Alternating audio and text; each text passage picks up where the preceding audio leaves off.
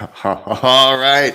Oh, okay. So first of all, I just got to say this live session almost didn't happen. You'll notice that there is missing one guitar. It's right over here. I was in the middle of an epic song writing epiphany. And so eventually I'm going to have to unleash this song that I'm writing onto the world via this live, not this particular one, probably a one in the future. Guys, welcome to the Midwest. I was thinking about this. It's been a while since I've actually had a live session where it's actually I don't have a guest or anything.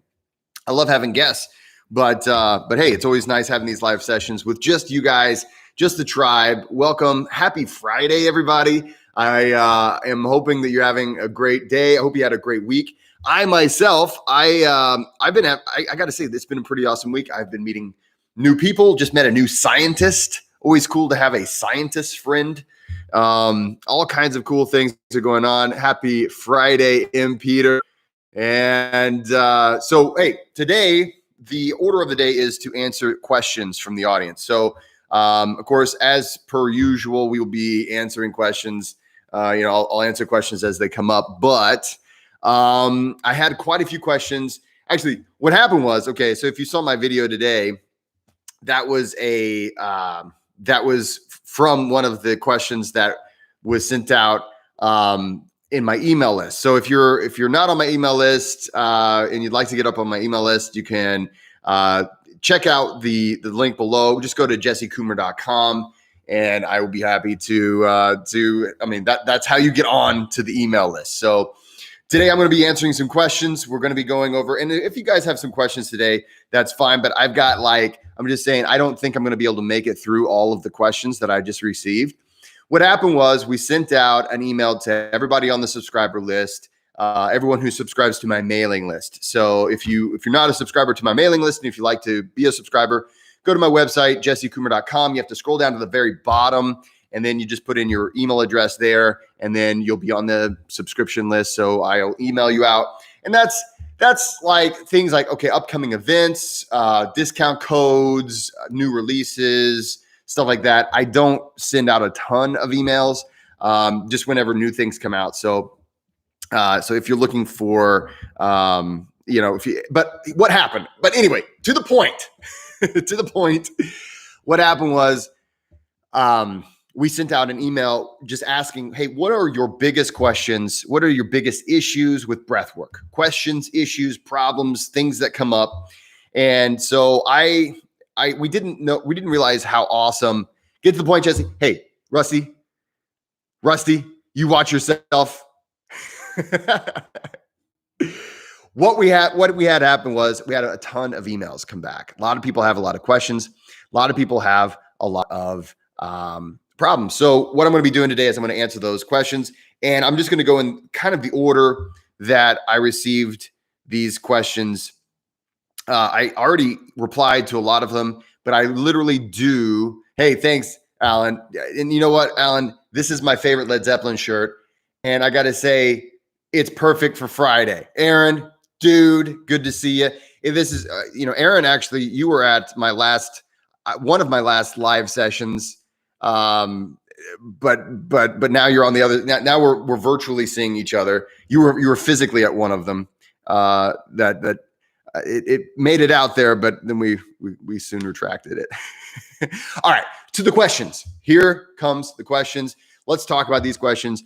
I'm going to just go over them now. So I haven't read a lot of these, but this is the first one that I received from Jim.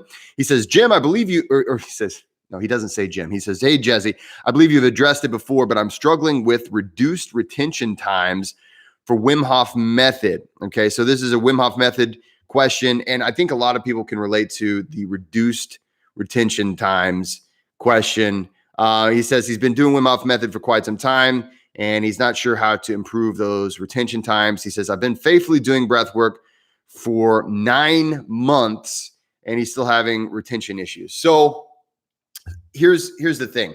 When it comes to breath work of any kind, but Wim Hof Method is what we're talking about now. When it comes to breath work, we have to look at breath work as something holistic. We can't look at it as something as just one specific technique. And this is just as if I practice this technique more and more, I get better at that technique. Yes, you may get better of the technique. So for instance, how the different parts of it work, how you perform those different parts, but it's not necessarily changing your pulmonary system. So if you really want to make changes in your pulmonary system, if you really want to change how your respiratory system works and how your body works, you have to look at your breath in a holistic way. So yes, if you're practicing Wim Hof Method breath work, it could be a lot of things, right? So for some, it's going to be over time, people get sloppy. A lot of times people just focus on Wim Hof Method only, and they don't do anything else. So for instance, if you're not training with a proper breath wave, if you're not training your CO2 tolerance, if you're not training nasal breathing throughout the day, if you're breathing through your mouth while you sleep, there's a lot of things that can contribute to your breath holds. So not just with Wim Hof Method, but with any other technique that involves breath holds, there's a lot of things that can contribute to that reducing. And it's crazy because a lot of people are like, well, dude, I practice this every day. Why is it that I'm not seeing these retention times improve? And a lot of times a person will see retention times go down. And it's because either of a few things, and I'd have to check you out. One, it might be your form is terrible, sorry. Two, it might be that you're not training enough other aspects of your breath. Or three, it could be that there's changes in your life that have happened that have made some kind of a significant impact that we're not accounting for, because I don't know anything more than what you've given me on this email. So my suggestion to you would be to, for instance, if you have my book, Practical Guide to Breathwork, shameless plug. If you have my book, you want to check out the part of the book where it talks about CO2 tolerance and how to do a proper breath wave. Those are areas where you can really see significant improvements, and those are awesome. Those are just awesome. In addition to that, we do a 6-week breath mastery course. I haven't announced the next cohort. It will be probably in late September or early October when we do the next cohort. And then we get really super deep into every little aspect. So, hey, Weird Entity, what's up? Paul Barker, yes. How's it going, Paul? Rusty says, fun fact, if your retention times at 5 minutes, you probably won't get better. If you're 30 seconds, you probably will. Well, that's a good point. So there are going to be physiological limits to how long you can hold your breath. These limits are oftentimes much greater than we might believe might be, but yeah, there's going to be some kind of a curve. For instance, I've actually been teaching. One time I taught I was at a workshop, and I had a ultra marathon runner and OCR guy. He did obstacle course races and stuff, and he had literally, we were all trying to do just one round of Wim Hof Method breathing, and his very first retention was 5 minutes. And actually, it would have kept on going beyond 5 minutes, but I eventually told him, "Hey, man," he was a friend of mine who I invited to the event. What's up, Jacob? If you're watching, but I was eventually like, "Okay, let's just go ahead, and breathe now. Let's continue on, because we don't want to keep holding everybody up." So there's a lot of things at play when it comes to how long you can hold your breath, just in general, and this applies to Wim Hof Method and everything else. The most important thing is that you're practicing holistically, and that you're treating your practice as something rather than just this one little thing. And that's the only time I think about my breathing.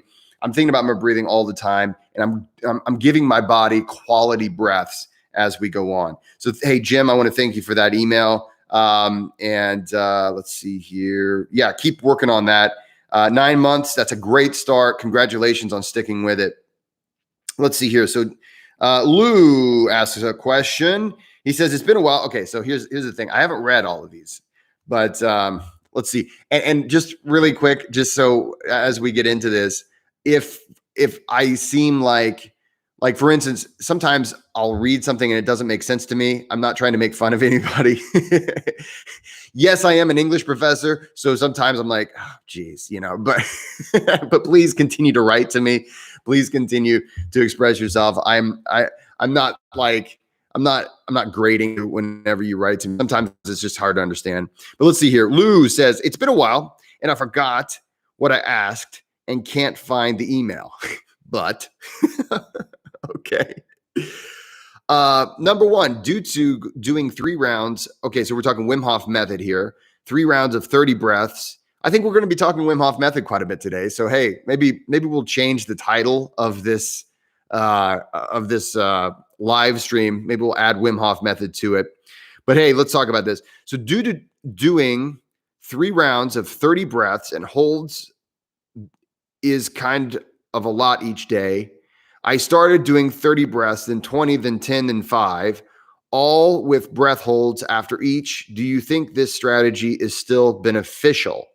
Okay, so what this person did, Lou basically made his, he decided he was, okay, with regular Wim Hof Method, he said the breathing, the amount of breathing that we normally do for each round seemed like it was too much for him. And he decided he would adjust it on his own. And I will say that, we want to make this practice our own. We want to, and you got to remember, Wim Hof Method is one awesome technique and method, but you are free to do what you want with your. But Lou, if you're here, please help me with a little bit of this. What would you consider beneficial? Because think about this, guys. What would you consider to be a beneficial practice? Is it benefit? Like if you don't actually notice any benefits, is it beneficial? So one of the things that whenever you take a course with me or whenever I train you, one of the things you will get so tired of me saying, but it's good for you, it is me. I'll tell you that awareness is the foundation of all positive change. Okay. So awareness is that foundation. You have to be aware of your state in order to make any change and in order to know if something is beneficial for you. Now, there are different ways we can tell, is this beneficial or is this not beneficial? There's different things we can do. First of all, it starts with awareness. So with awareness, we have to say, do I feel better? Am I less stressed? Am I happier? Am I performing better? If I'm an athlete, am I performing worse? Right? You have to just notice these things. The other thing is, some people might say, well, am I getting any kind of a health benefit or am I getting any kind of, hormetic benefit or anything like that? Well, to be perfectly honest, I could make some guesses, but I don't really know. If all you tell me is just, I take this many breaths, it's really hard for me to tell you much there, right? Because ultimately, the reason why some of these things are beneficial has less to do with how many breaths you're taking and more to do with what's happening in your body after you've started your breath hold. So for instance, in this case, I can't really tell you whether it's like physiologically beneficial to you without knowing a lot more about your practice and maybe even seeing some of your metrics. Okay, thank you for that, Lou. We are moving on. Let's see here. Kel, question. I'm a stay-in. Let's see here. Where? Kel's waiting for me to come to Pittsburgh. So she's just reaching out saying, hey, when are you coming to Pittsburgh? Awesome. Well, hey, I would love to come to Pennsylvania. Anybody out there in Pennsylvania, you want to invite me? I would love to come out there. You just let me know. Okay.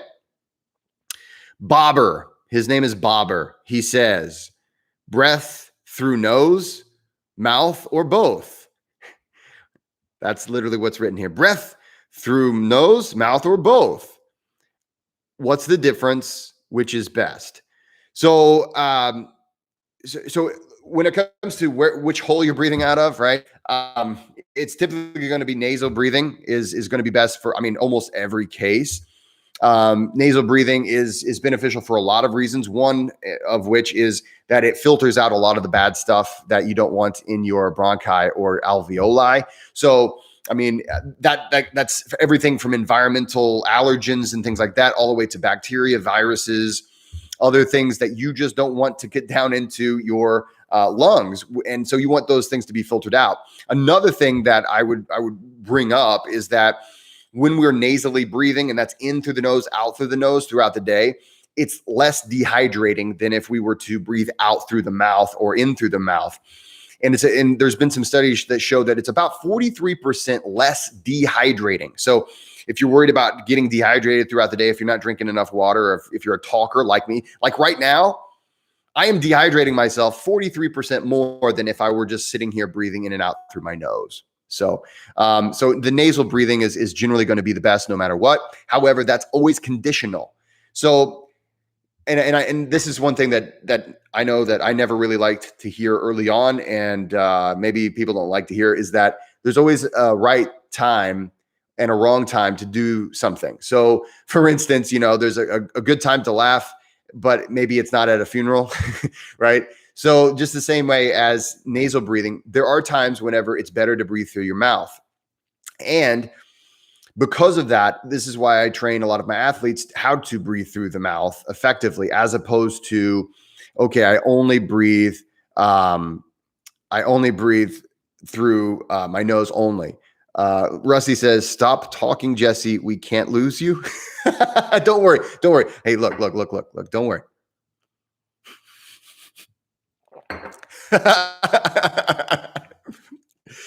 Rusty's worried I'm dehydrated. I'm also drinking a little kombucha. Lovely. Okay. So that is the nose versus mouth. Literally, if you take my 6-week online breath mastery course, I talk about this for about an hour. So my breath mastery course is a 12-hour total time session. Last 6 weeks, we go super deep on everything. I could go in great detail on all the different aspects about why nasal breathing is the better one. In almost every case. I'm not going to say every case, because there are times, especially my athletes, whenever it's like, no, dude, you can breathe through the mouth. It's absolutely fine to breathe through your mouth. So, but just in everyday breathing, just in just about every case, nasal breathing is superior. So thank you for that question, Bobber. Let's see. Next question, Chris. Okay, so here comes. He kind of wrote me a little bit of a spiel. Let's see. I've got a little bit of stuff over here, real quick. Let's see. Okay, so Alan, if you're still here, let me see if I can take this question really quick, specifically because you said you liked my shirt. And if you don't like Zeppelin, I mean, come on. This is one of those things. As a breathworker, I actually would love to teach a breathwork class. And it's just like the greatest hits of Led Zeppelin. and I know that might seem a bit unorthodox, but hey, that's fine. That's who I am. I'm sometimes a bit unorthodox.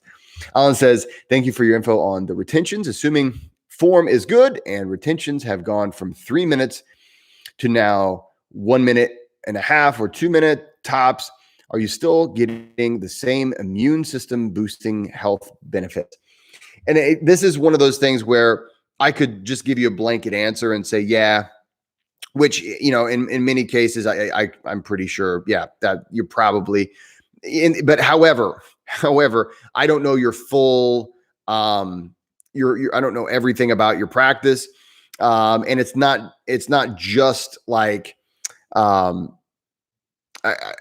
let's just put it this way. You're still receiving you're still getting a lot of good out of your practice. You got to get the lead out. I love that. Thank you, Alan.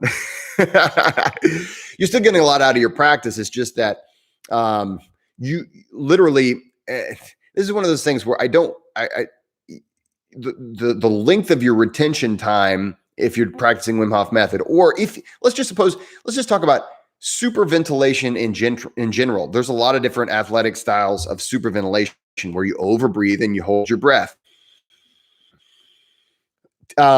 Ultimately, that breath hold time is telling you a few things about your health, and it's telling you a few things about your stress level. It's telling you a few things about your diet. So it's more of an it informs you about the rest of what's going on with your system a lot of times. So ultimately, that is you're still getting benefits. It's just that I would recommend trying to look at other aspects of your life to incorporate some breath in.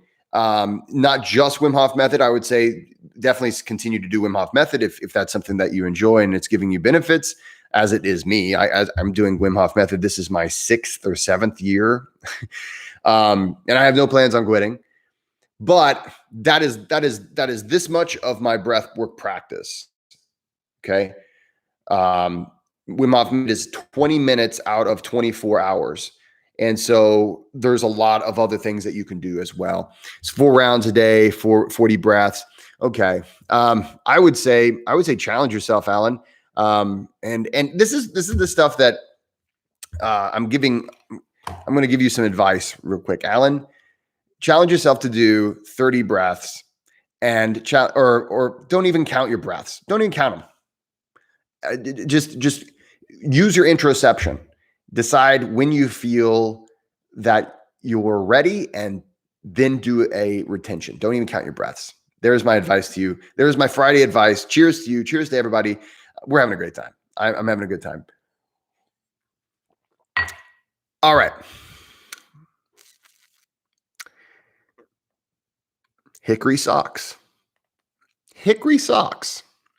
Audio is gone. What? Rusty, can you hear me? It doesn't. Oh, wait a minute. Yeah, audio is gone.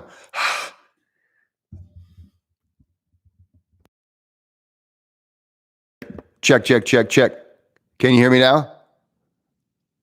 You have audio? Audio is good? Okay. Okay, let me see if I can even turn it up. No, I can't turn it up there. I think I can turn it up over here. Check. Here, wait a minute. Check. Audio is back. Video is gone now. What? Okay, I'm fine. All right.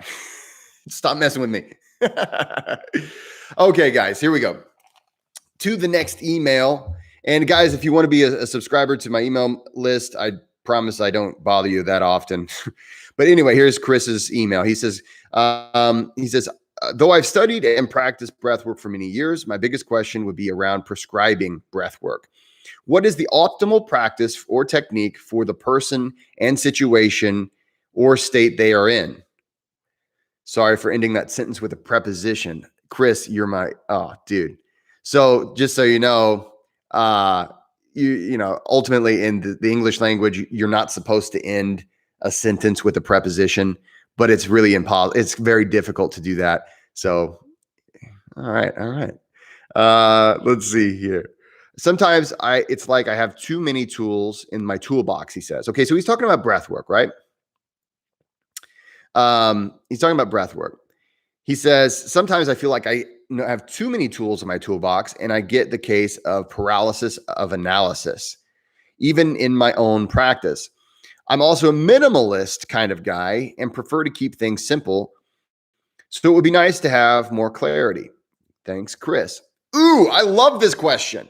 I love this question because it really hits at something that I think, first of all, what I oftentimes am trying to help people do and is kind of give clarity to what breath work is. One of my missions literally is to add clarity, because there's a lot of voices out there. There's a lot of different, I would call them brands. There's a lot of people who are saying, no, this is the best way. You got to practice my way, or, oh, you got to practice my way. Make sure to do it this way and that way. And ultimately it's not a matter of, what's the best breath work. And I think that's ultimately because it's kind of a new thing. Breath work is kind of new. It's not new. It's thousands of years old, right? But breath work, in the modern world, it's people are starting to remember it. You might say it's something that we're seeing more and more scientific studies come out on breath work and conscious controlled breathing. And so people are saying, oh, which one's the best? I'll just do that one. And that's the wrong question, right? And so this is one of the things I tried to get out there. If you guys follow me on Instagram, if you follow me on this channel or any of my social media outlets, if you've read my book, you know that it ultimately, when it comes to breathing, you're doing it all the time. We're always breathing, constantly, right? I mean, yes, there are times when maybe you're holding your breath, but when it comes to breathing, no matter what, every breath you take influences your autonomic nervous system and vice versa. So this is an interesting element. And this is something I teach in my 6-week breath mastery course. I'm giving a lot away today, but that's okay. That's okay. We're having fun. It's Friday. I'm going to see you guys are cheersing. It's Friday. It's kombucha. I wish it were something stronger, but hey, it's all right. So how this works is, and I'll give you kind of a simple thing, because Chris asked, he feels a little overwhelmed with techniques, I think, right? And so if you're a nerd like I am for breath work, you've traveled around, you've trained under lots of people, or at least you've sought out a lot of techniques. Hey, this technique is supposed to do this. This technique is supposed to do that. Okay, great. Well, let's see, I'll use this technique here, and then I guess I'll use this there. Another way that a lot of people will use breath work throughout their day is they will say, well, I need to set up a schedule so that, in the morning I do XYZ breath work. In the afternoon, I do this kind. Before lunch, I do this kind. After lunch, I do this kind. And it starts becoming almost like it's the scheduled thing, and it's not dynamic anymore. And you have to think, is your life completely scheduled? Think about that. Is everything in your life completely scheduled? Is every single day the same? No. Even if you have similar routines, paths, and things that you do, your emotional state will change. Your physiological state is changing. Different things will happen in your life. You might find out something good happen and you're happy, and you might find out something bad happen and you're sad, and you might see an old friend, and that changes everything about the way that day looks and feels. And so when we talk about using our breath, we're not talking about, so for some of us, it's just like, well, I just want to, I know it's good for me. I know I'm supposed to be doing it. I know it's this good for me thing. And that's what gets us started. And so it is good for you, to practice breath work in general, but ultimately it's only good for you if you're using it in a way that it's conducive to your life. So what I would prescribe, I'm not going to prescribe. What I would say to Chris is, first of all, Chris, if you've not taken my course, the whole point of the course is to kind of break these myths that, hey, there's this one kind that works for you and this other thing. And if you do this technique, it does this to you every single time. The reality is that the human body is not the same between us all. Like all these people here today, go get some friends. We need more people to listen to this.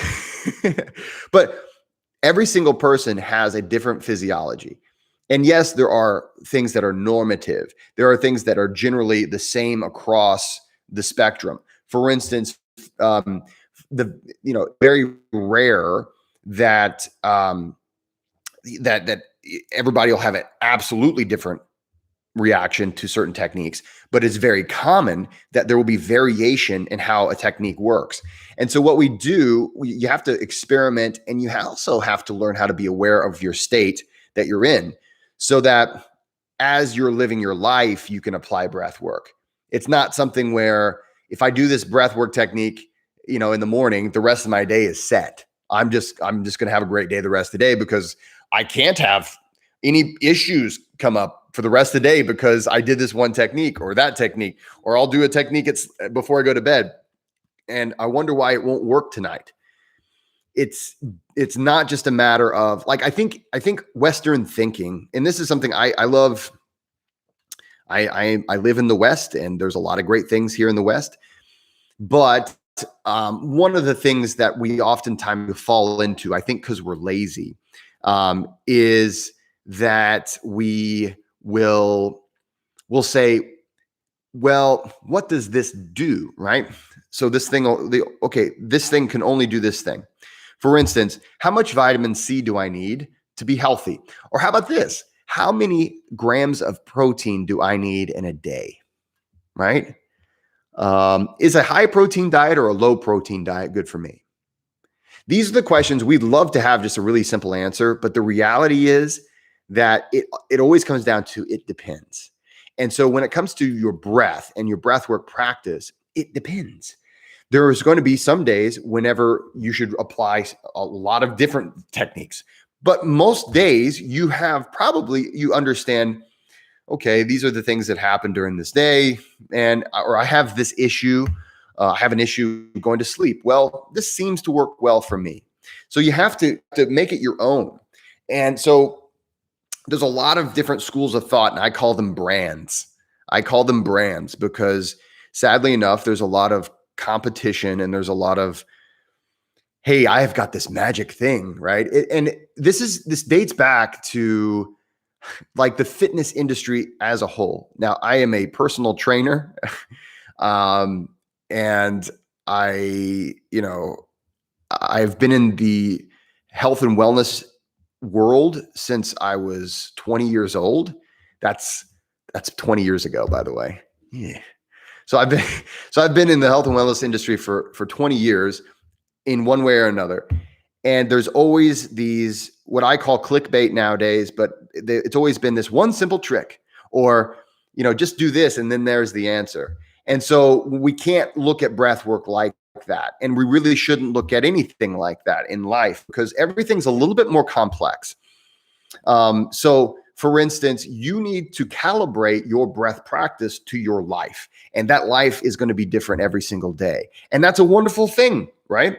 And because you have those tools, only use the ones you need. So the thing is, like if I have a toolbox and I need to go, fix my garage door, do I need to use every tool in the toolbox? Of course I don't. I only need the ones I need.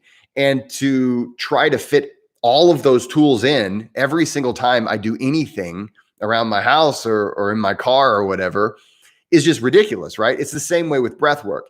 It's cool to have them, but it's not necessary to use them all the time. It would be ridiculous to use them. Actually, a lot of times they'll counteract each other. So anyway, I wanted to spend a little bit of extra time on this one because I think this is one that most people have some confusion around.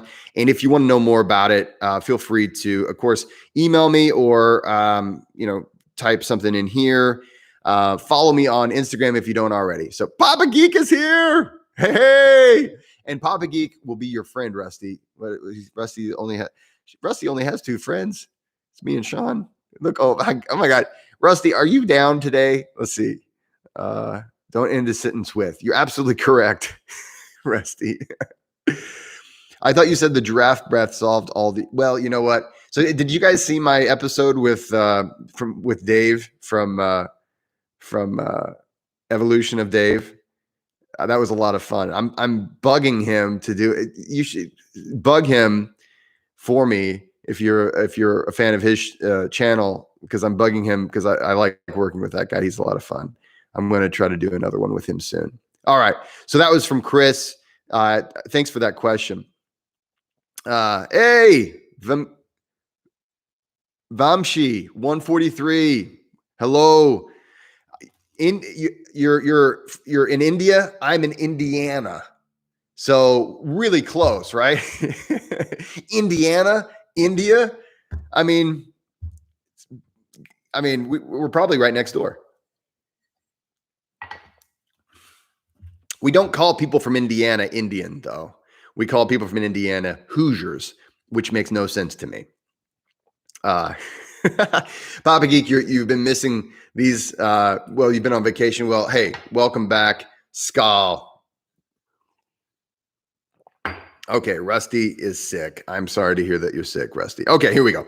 Next question coming from Eric. So Eric asked the question, regularity of habit. Eric is big fan. He's constantly on these. So I hope if you're not watching right now, hopefully you'll catch this on the replay. He says, when it comes to regularity, he said he's doing better with being regular. Actually, Eric was my client for many months, and he says he's doing better, but would really like to be doing great in the habit department. So building healthy habits just in general, and I would assume he's talking about his breathwork practice and building that into a habit. And when it comes down to, and this is something actually, my video today, if you haven't seen it, it came out today talking about specifically Wim Hof Method, but Eric's talking about breathwork in general. But when it comes down to it, healthy habits are, I think we see a lot of movies. Okay. We've seen all these movies. We see on these TV shows, and who agrees? First of all, who agrees with me? Rocky IV was the best Rocky. And maybe it was because Rocky IV was pretty much just all a montage of him being awesome. And if you like Rocky IV, let me know. But Rocky IV was basically just a montage. Exactly. Drago, who, I must crush you, right? But Rocky IV was basically just a montage of like these two muscly dudes who were practicing to beat each other up, and it was going to be this during the 80s, I think it was. And if you think about any of the Rockies or any of like a lot of movies out there where a person goes from like starter to a pro, okay, who knows what song is in my mind? Anytime you want to go from just a beginner to a pro, you need a montage. Anybody know the movie I'm quoting or sing? I'm badly singing the song. Team America. That's right. World Police. Oh, dude, I saw that in the theater back in the olden times. Anyway, but the montage, it's been a part of our lives. My entire life. I remember Karate Kid. You remember the movie Karate Kid? And, Daniel's son, he starts off and, hey, Enzo, nice to see you. But Daniel's son starts off and he is terrible at karate. And then, he does you see the montage because they can't fit a lifetime of practice and training into a movie. So they make it into a montage. They have a sweet music background. And then the next thing you know, he's winning the championship. And I think because we've seen it that way so long, there's a certain part of us that believes that I love, first of all, that we're talking about Dolph Lundgren in the comments here. Keep that going, guys. This is a Dolph Lundgren friendly zone. Always. Dolph Lundgren. Let's see who else. Who are the most BA of all movie stars? So there's definitely Dolph Lundgren. Bruce Willis, I would say, is in there. Obviously Arnold. Let's see. Of course, Stallone. Who else? Give me some other ones. It is a Dolph safe place. Yeah, Enzo. Anyway, if you think of some other ones, I'd love to know. But getting back to the question, of course, Clint Eastwood, absolutely Clint Eastwood. We've watched these montages our whole lives, and we forget the fact that life isn't like a movie. Life requires a lot of diligence, and it also means you're going to fail a lot. And that's part of life. And, here I am. I coach people all the time. I'm constantly traveling, doing workshops. I've got one-on-one clients. Hey, what's up to my Patreon club? I've got some awesome stuff for you guys next month. And I'm constantly teaching other people how to do these things and encouraging people, coaching and things like that. Do you think I'm perfect? No, I am absolutely not perfect. My family went on a family vacation to Florida, and it was a few weeks ago. Some of you guys who were in my 6-week online breath mastery course know this because I had to do my lesson in my mother-in-law's house because we were traveling. But and of course, it was whenever there was a hurricane that was about to hit. So of course, I just got to be extreme. I'm just an extreme kind of guy. But it now I forgot where I was going with that. Anyway, I was probably going to make some kind of a point. Oh, no, here's the point. The point is we were on vacation and I totally fell out of my cold shower practice. First of all, because it was just not even there, right? There was no cold shower. There's no ice baths to be had. But my diet went out the window. My CO2 training went out the window. I would still do some Wim Hof Method breath work, some Bostrika, some breath work in the mornings to kind of wake myself up because I was, I had maybe a few more beer than I should have, or maybe I was eating, not so well. And, it's one of those things you can't beat yourself up because things are going to happen. And then you just get right back into it. And that's not just going on vacation. It's also just in everyday life. It's okay. I like to say it's okay to say, hey, epic fail. I just epically failed in my intentions for what I was trying to do today. It's okay to acknowledge these things. But it's not a thing where you have to say, well, because I failed, I can't do anything else. And I would say also that Dolph Lundgren is a Swedish Viking. Thank you, Papa Geek. You're absolutely correct.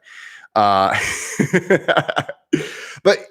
the thing is, we constantly fail as individuals. This is part of the human experience. And it's people who never think they fail that I can't stand being around, to be honest. I can't tell you how many times, not to mention, do you realize how many times you have to fail in order to achieve something? Some of you guys have seen me do for instance, the Wim Hof method. Wim Hof calls peacock pose, the yoga pose, peacock pose. He calls it the shelf, but it's, peacock pose or there's the Sanskrit name for it. But the point is, I remember the first time I tried it and I was like, this is just never going to happen, right? It's just not going to happen. And then I was like, well, I know it is humanly possible for this to happen. So I'm going to just continue to do it, even though it seems like it's impossible. And so eventually I was, next thing, I knew months later, it was not a montage, but months later, I was on a mountaintop in Colorado doing it off of, I could have fallen off a cliff, but I had such good skill. I could do it right then and there. So, it's one of those things. Fortunately, I didn't fail at that moment, which, hey, it happens.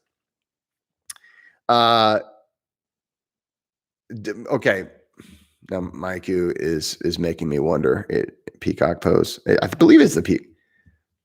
Oh, wait a minute. Peacock pose.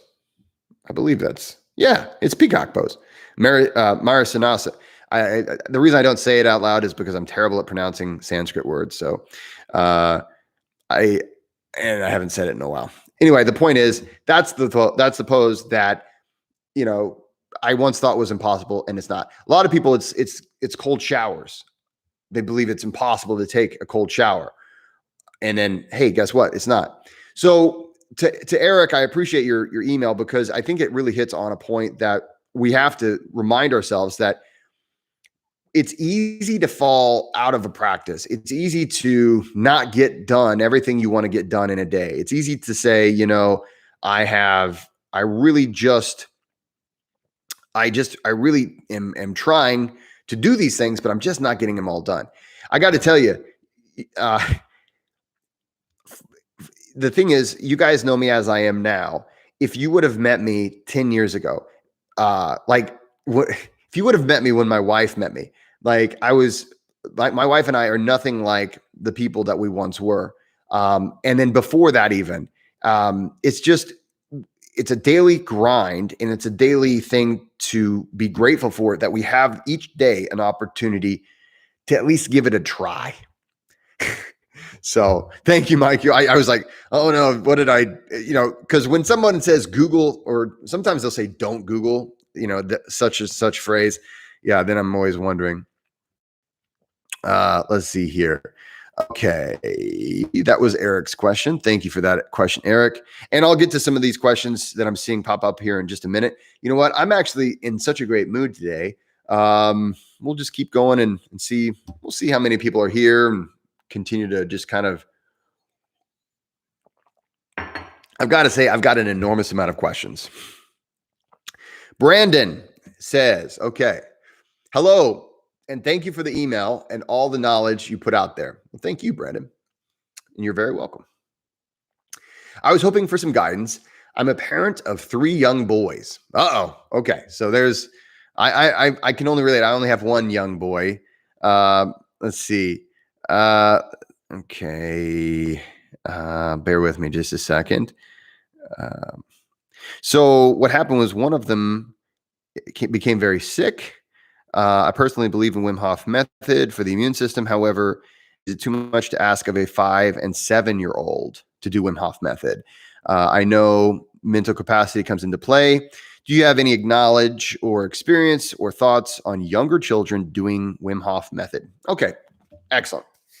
Great question. So he's asking, hey, he's got young boys, 4, 5, 6, 7 years old. And he's saying, hey, should I teach them Wim Hof Method? And it sounds like one of them is sick.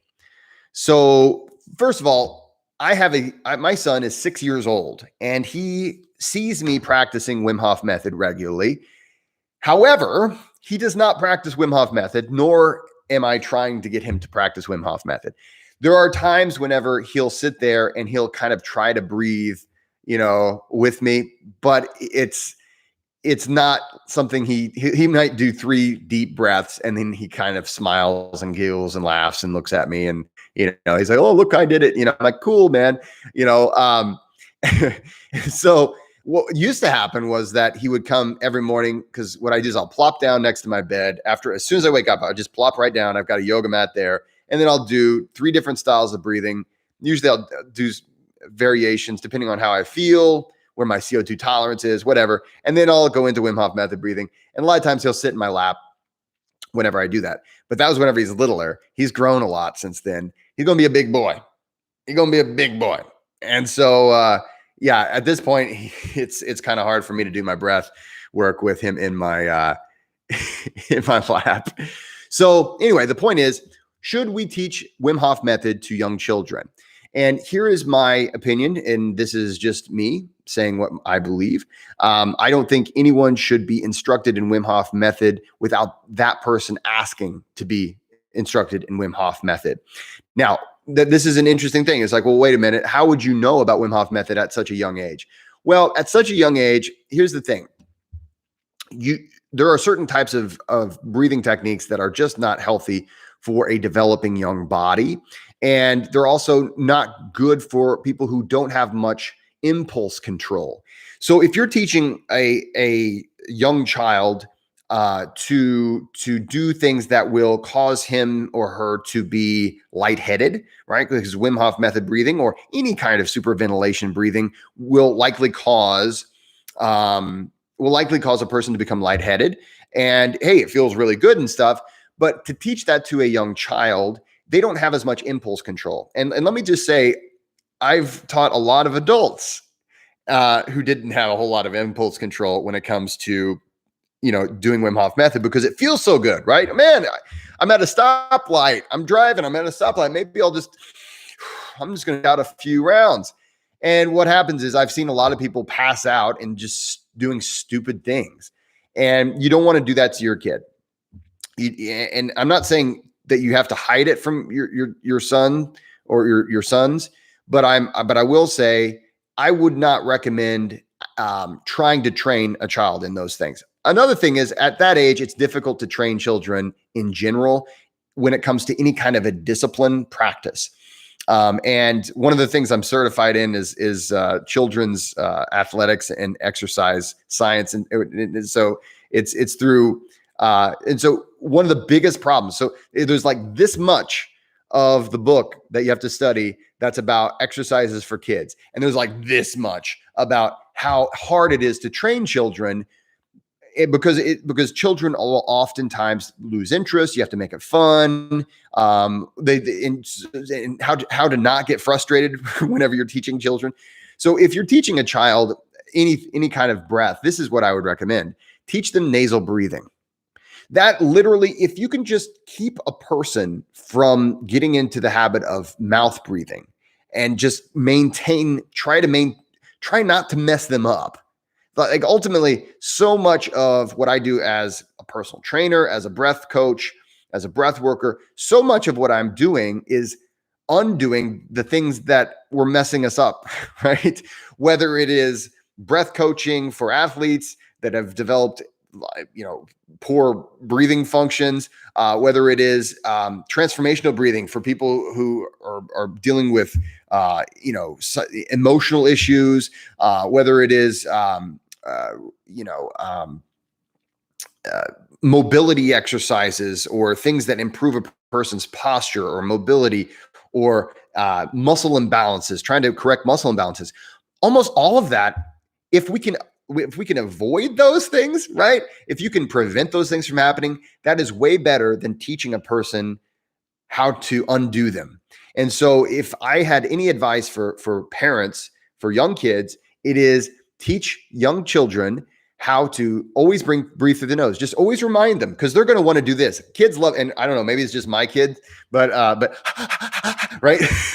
they'll do this thing where, right? They'll walk around and they think it's funny, or they'll do these funny things, and it is funny. But ultimately, what you try to do is say, okay, when you're running around, when you're playing, it's great. Breathe in through the nose. The nose is for breathing. In through the nose, out through the nose, as much as possible. And if you can do that, that is you're doing them an enormous favor. The other part of the question was that he said one of his sons is sick. Should I teach Wim Hof Method to a sick person? And it sounded like it was like a cold or a flu type of a thing. And I would say, no, you don't need to be teaching anyone cold training if they have a cold or a flu. It's best to start that whenever you're completely healthy, so that you can keep that health. And it can actually reduce your immune response if you start cold training when you are sick. Cold training is all about the hormetic response. You stress the body a little bit and just stress it the right amount, then it becomes stronger and more robust. If you'd like to learn more about that, I go into great detail on how to do that in my ebook, which you can find at my website. And it's a practical guide to cold training. So and here's the thing though, having said all of that about kids and training them to breathe and training them, and avoiding to, whenever they're sick, if your son or daughter enjoys cold water, I'm not going to fight that. My son, of course, he sees me rolling around in the snow all the time. Like, I mean, this kid sees me do these things on a regular basis. Like, and for him to see me in an ice bath or to see me running around, half naked in the snow or something like that, his mom is there in a coat and then I'm there in my swimming trunks, in my Patreon club, I shared one of those pictures of just me like running around in my swimming trunks and my family like bundled up in the cold because it was below freezing. But he sees these things. And so the best way to teach your kids is by example. And then later on, it'll be like, hey, I kind of like being out in the cold, or I kind of like exercise or eat healthy, or all of these things. So that's my best advice for kids. Lead by example. If it's the classic case that you'll have the smoker parent who says don't smoke. That does not compute in the human brain, right? So how do you think I'm breathing around my son? I'm modeling proper breathing. And yes, occasionally I will say, hey, you want to play a little breathwork game? And my son absolutely loves Darth Vader. Okay. I showed him Star Wars one time, and I just wanted to watch Star Wars. And I was like, hey, there's no blood in Star Wars, right? So I'm not gonna scar him for life if I let him see Star Wars. Cool. And so we were watching that. And then he really loves Darth Vader. So how does Darth Vader breathe, right?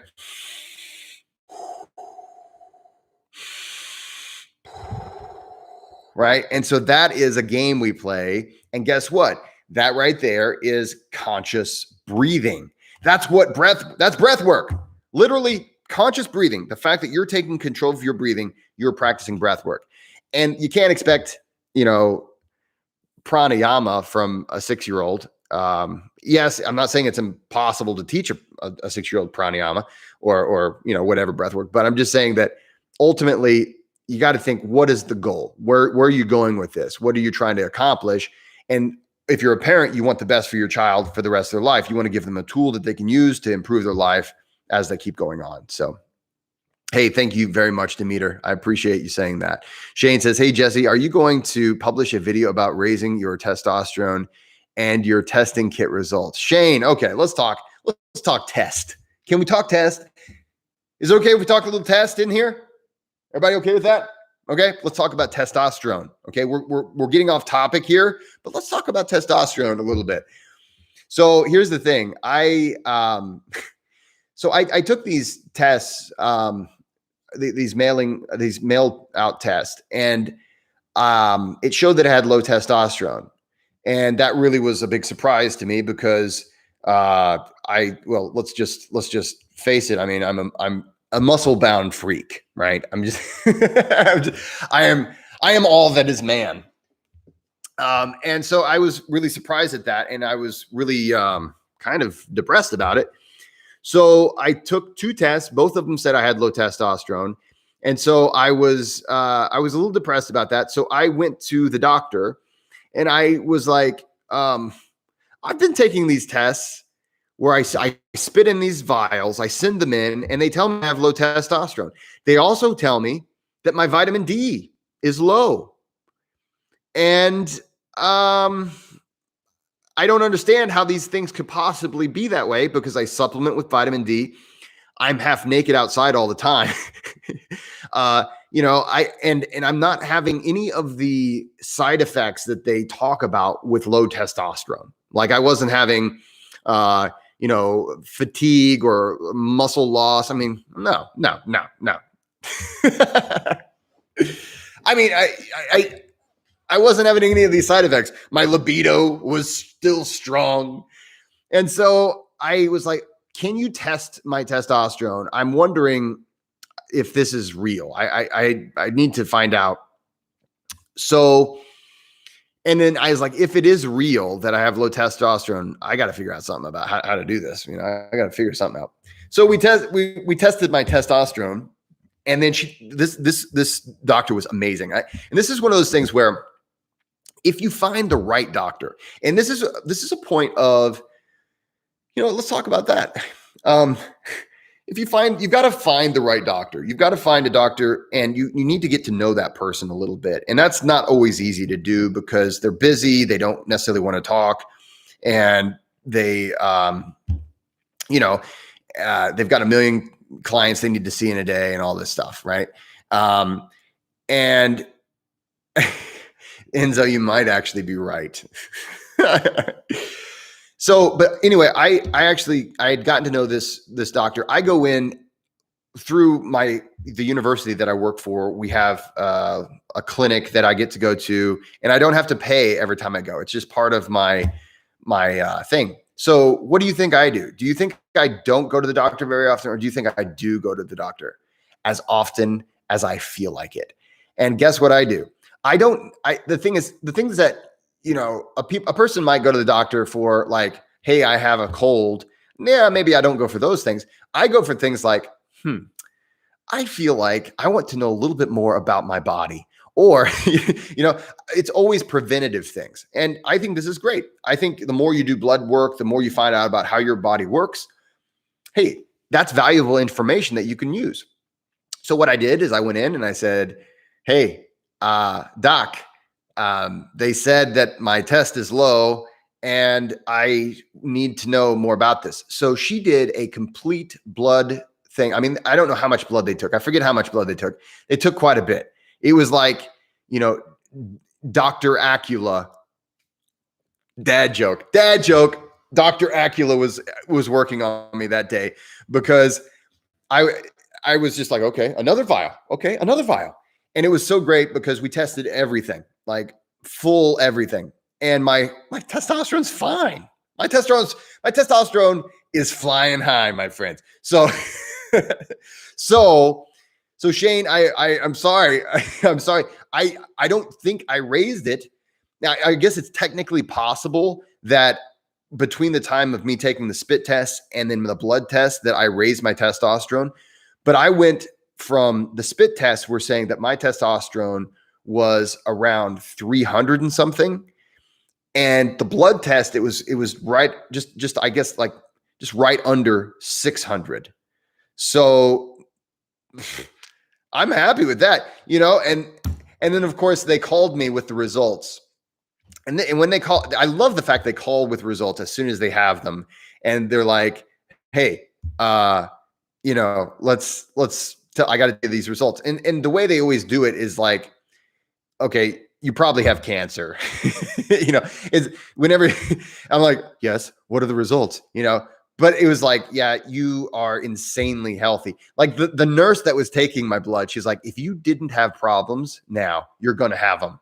We're gonna find something wrong with you, whether you like it or not." But the nurse was like, "Yeah, like your vitamin D is at the very top of the spectrum, and you are, your testosterone is very healthy." And so when she called, I was in the gym doing deadlifts, and I gotta say, I added weight to the bar that day. I was just like, "Yeah, I am all that is man." You skull. Okay, it's kind of weak to say skull and then drink water, but hey, that's all I have at the moment. So, so I don't really know, Shane, if I raised my testosterone or if the tests were bad. But I will say that I am less likely to do those at-home tests now. And I probably should go back and just take down, because I talked about those at-home tests for a little while, and I even had a coupon code. So I do need to take those down, specifically because I just don't.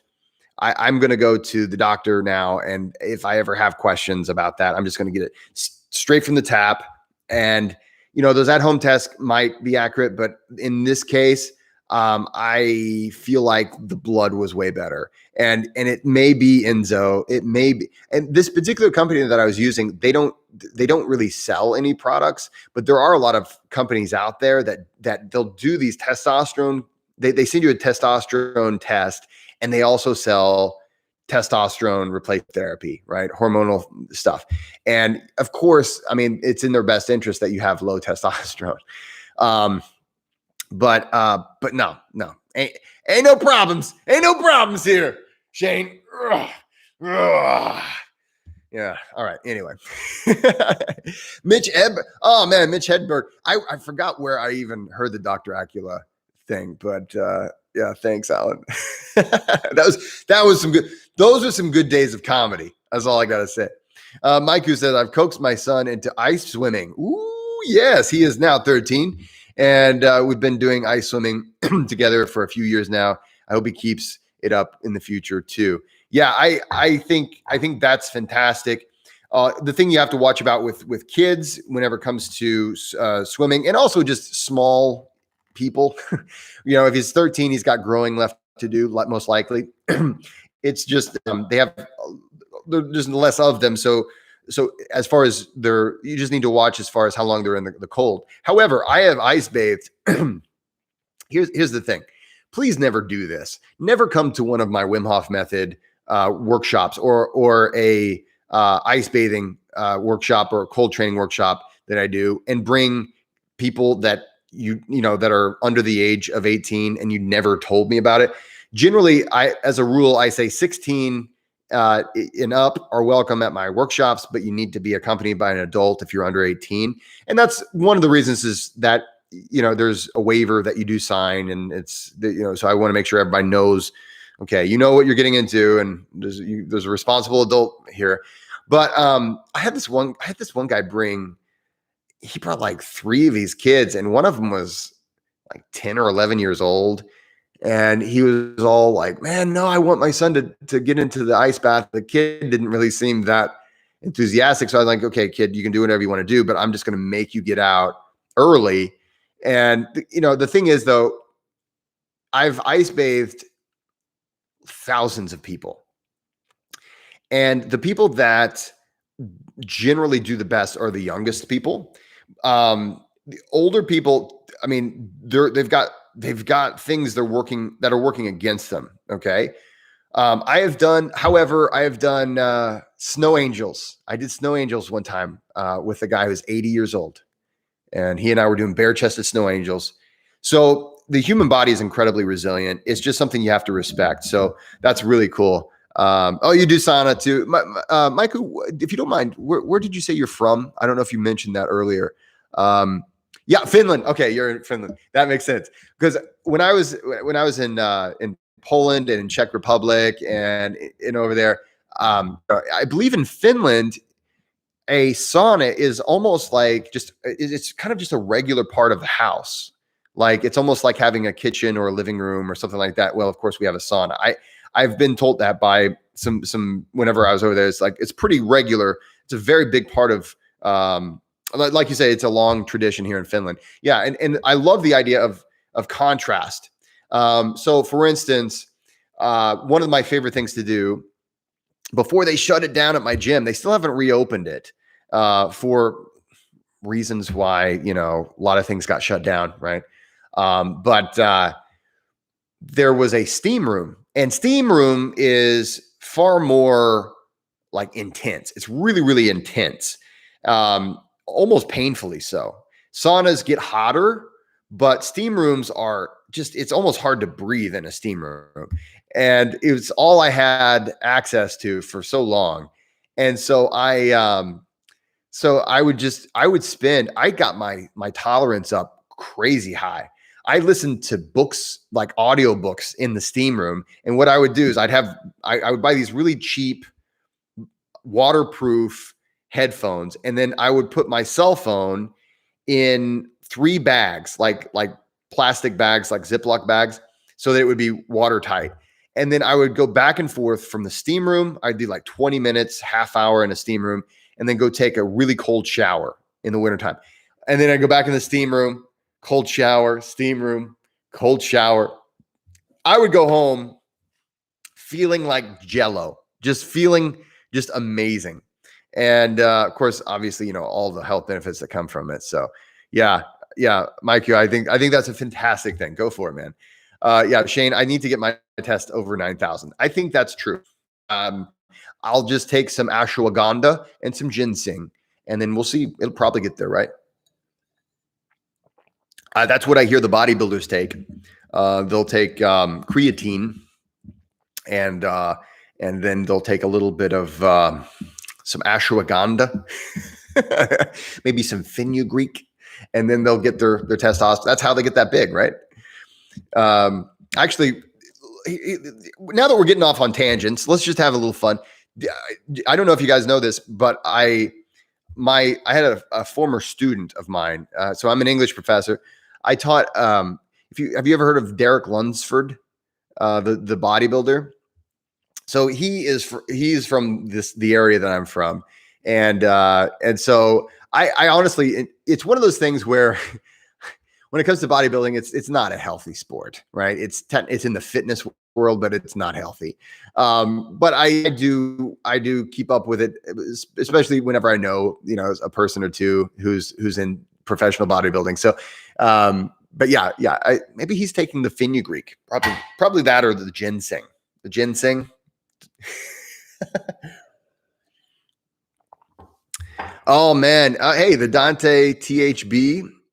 Let's see. The sauna is also traditional in Russia and good habit in Germany. So Dante, are you in Russia or Germany? Or are you in any of those places? I've got I've got to get my German better. When I was in school, I took 1 year of German, and I really, really liked it. I'm a lot of German heritage, and I really liked it. And then I switched over to Spanish, and took 3 years of Spanish, and no habla español, un poquito, un poquito. ¿Dónde es el baño? And then if you tell me where the bathroom is, it's like you just have to point, really. You're in Germany, but your parents are from Russia. Awesome. So you've got you've got the double sauna tradition. That's really cool.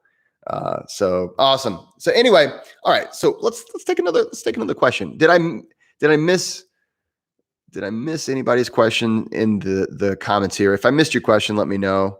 But thank you to Brandon for his question. Let's see here. And I'm going to try to write back to everybody, but there's so many here. Scott. Oh my gosh. This one I can't do. Like, this is an incredibly long email. Scott, I'm going to have to read yours later. I just can't do this. I need to the point questions. Okay, here we go. This person, I'm not sure what your name is. Your name is John. Okay, so John has a question. Papa Geek says sauna in Finland with a real sauna master is recommended. Let me tell you a story. Let me tell you guys a little story, and I'll get into John's question here in just a minute. So as an American, see the funny thing about Americans, there's a lot of funny things about us. We love to bash on ourselves too. So, I don't know if that's a good thing or a bad thing, but one of the things we have here in America is, it's funny. We love, we love like, sexy outfits and stuff, but we're not cool with nudity, right? We're not the types that will just go skinny dipping very easily. Like I am now after all the years of ice bathing and jumping in lakes and being around Europeans and and other people here in the States who have just we don't have a whole lot of problems with it anymore. But I remember whenever I went to my first sauna ceremony. Now, is it called Ofkus? So my European friends, is it Ofkus that is a sauna ceremony? So if it's these ceremonies that they have in these saunas, and I remember when I went to my very first one, it was in Czech Republic, and so here I was, the American, and I was wearing it wasn't swimming trunks, but it was like Americans would look at it and they're like, this guy is he's trying to strut his stuff, right? The Americans would look at it like, oh, he's wearing a Speedo. Like I was wearing, it wasn't like a thong, but it was kind of like, it's skin tight stuff. And, I was like, okay, I'm going to go to the sauna now. And like the guy running this thing was mad. He couldn't believe it. Everybody else was naked. And I walked in there wearing my, my bathing shorts, and he rattled something off in some language that I didn't understand. And I was like, is he talking to me? I had no idea what he was saying. And then he switched over to English and he's like, you speak English? I'm like, yeah. What's up? What? And he acted like I just should have known. And he's like, what is with this? No, you got to take off. You got to be naked in here. You can't have your bathing suit. And he told me that it would do all sorts of terrible things he would make me impotent, and it would, all these things. I'm like, I'm pretty sure there's no scientific evidence to back that up. But I was like, hey, when in Rome. So I took off my clothes, and after that, it was no big deal. And after that, for the next week, the next 2 weeks, I was in Europe, did all kinds of sauna, and it was no big deal. Like men and women, everybody just kind of being naked, and back in the States, that would be like, oh my God, that's so risque. So, it's, but I will say, I did, okay. I think someone said Ofkus was right. Yeah, yeah. Oh, oaf goose. Oaf goose. Okay, great. Awesome. Well, I did that. And as if it's the thing that I'm thinking of, it's in a kind of a big sauna, and it's got just like a huge heat source in the middle. And the sauna master will bring in these kind of like ice balls, and they've got essential oils in them.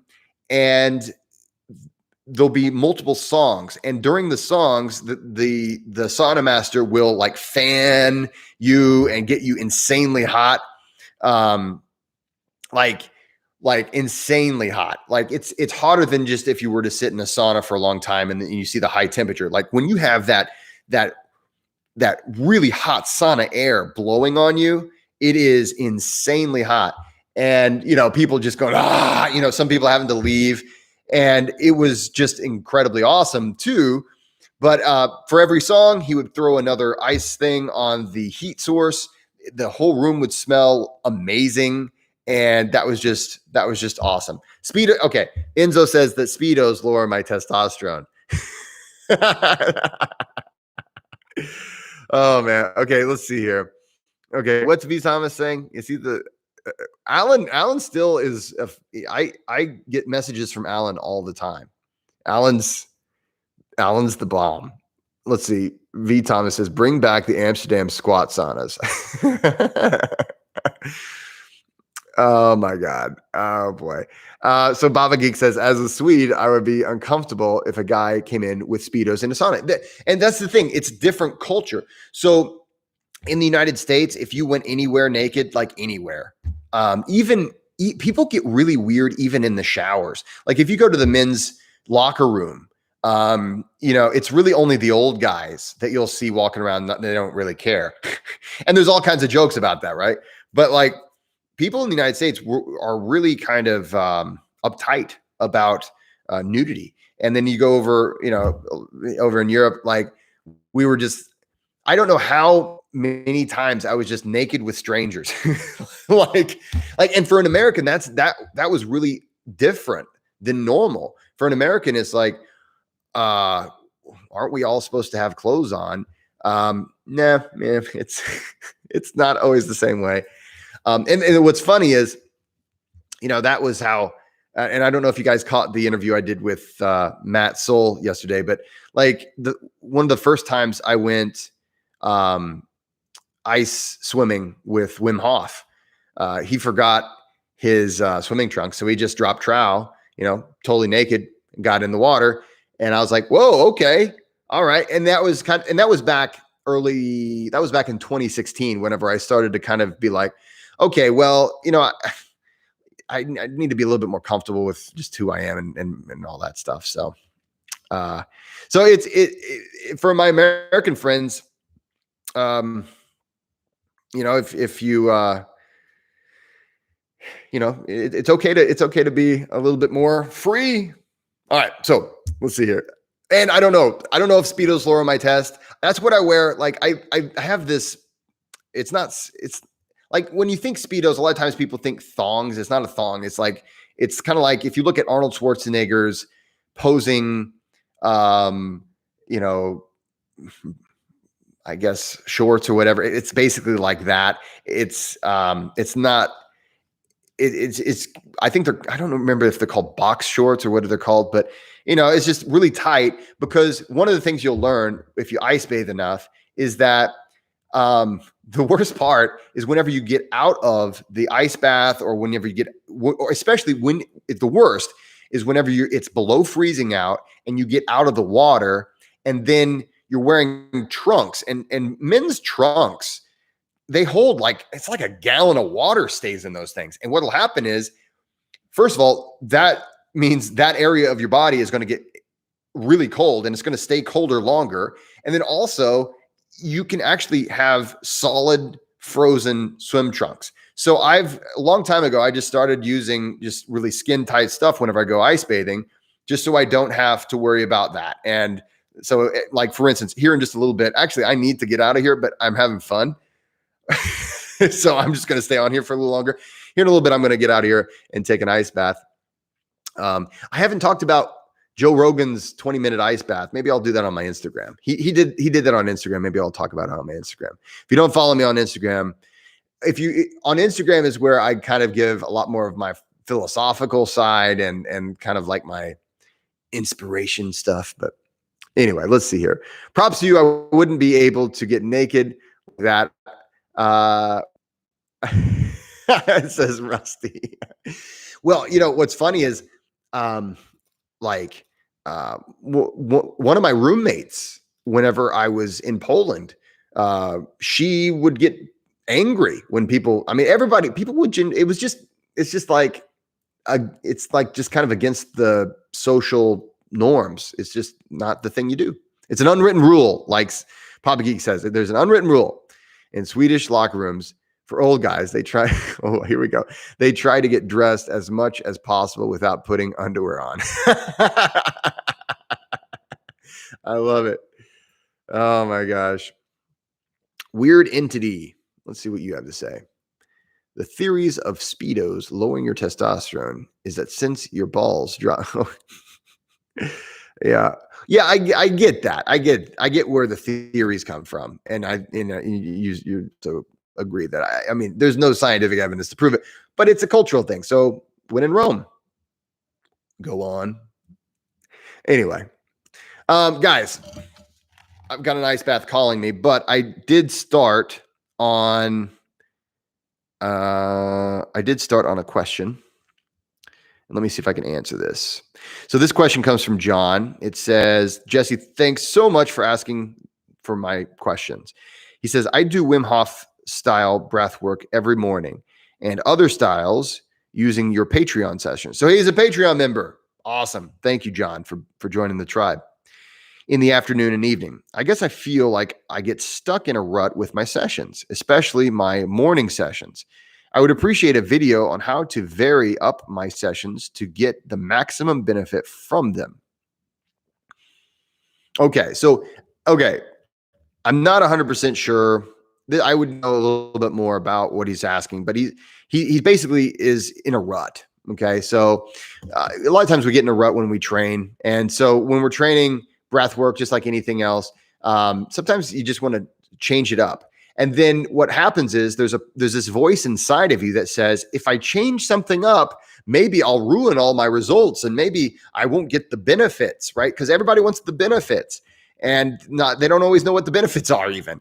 And you got to understand that when it comes to breath work, it's more about state control. It's like a lot of people look at these aspects that are a little bit more, a lot of people look at the wrong things when it comes to breath work, and state control is ultimately the biggest benefit to breath work. And that is something that you're always in a state. You're always, there's always going to be some kind of a psychological and physiological state.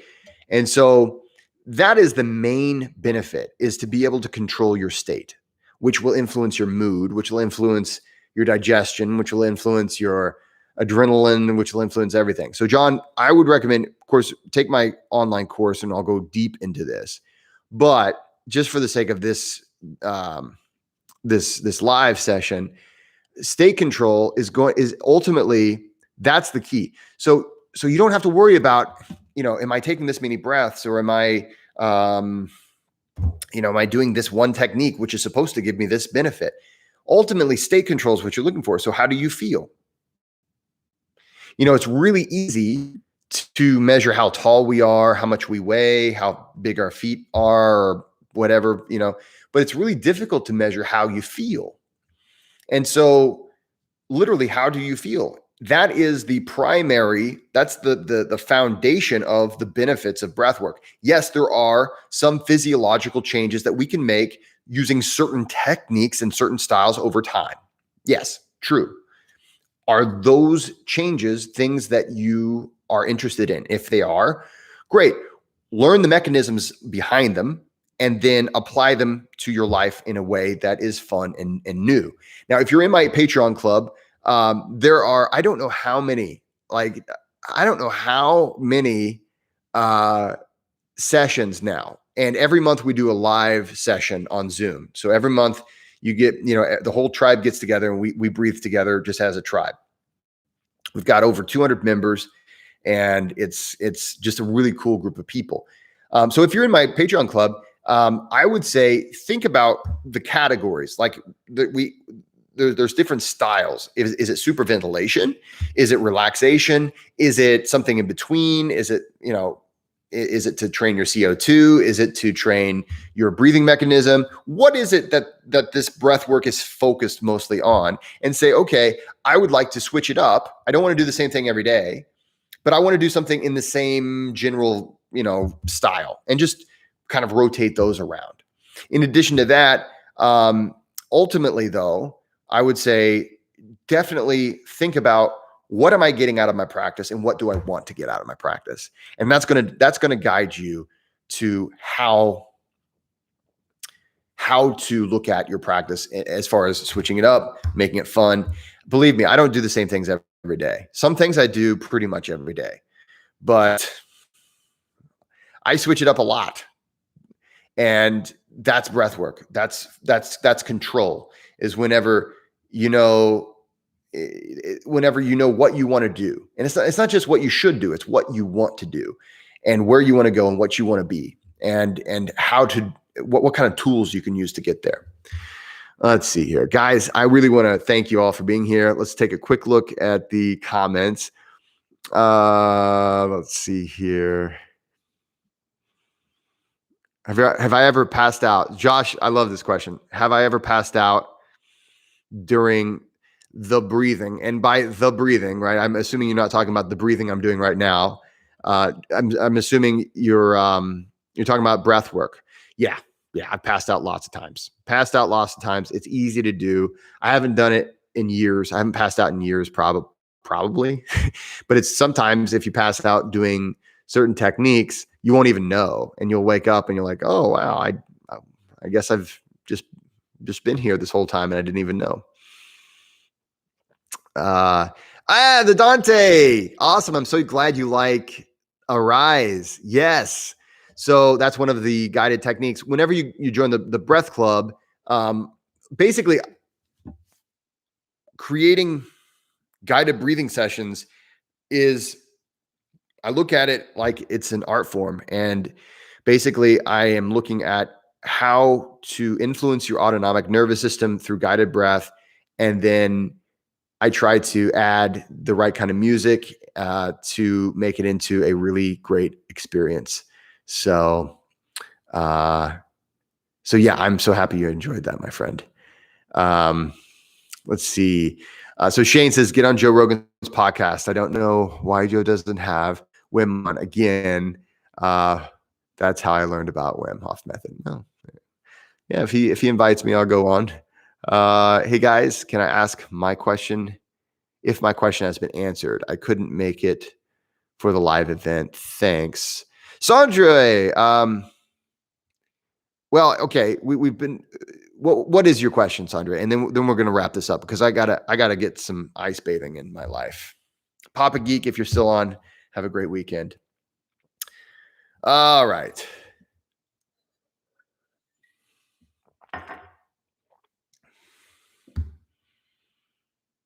All right, I'm gonna go ahead and close it. Sandra, I think you are in my Patreon club, so feel free to reach out to me there. If you have any other questions, feel free to reach out to me, guys. I'm going to be doing these more often for my subscribers to my email list. If you're not on my email list and you'd like to be, go ahead to go to jessecoomer.com, scroll to the very bottom, and you can just sign up there. It is at the very bottom. Just put your email address in there and you'll get my updates. You'll get emails from me. I try to do a monthly update for everybody. Guys, I want to just thank you all for being with me, hanging out with me on this Friday afternoon. I hope you have a great weekend. Look me up to see where I'm going to be. I'm going to be all over the country, and you can go to jessecoomer.com to find out all of my upcoming events. Feel free to reach out to me, guys. Thank you so much if you're in my Patreon club. I know there's a lot of Patreon members here. If you're not in the Patreon club, what are you doing? Join. We have a great time, and we're about ready to start a new month. So that will mean new guided sessions and a new date for our live gathering for Breathwork. So guys, have a great weekend. Thank you so much. Please like and subscribe if you haven't already done so. And don't forget to go out there and be kind to one another. Bye-bye, guys.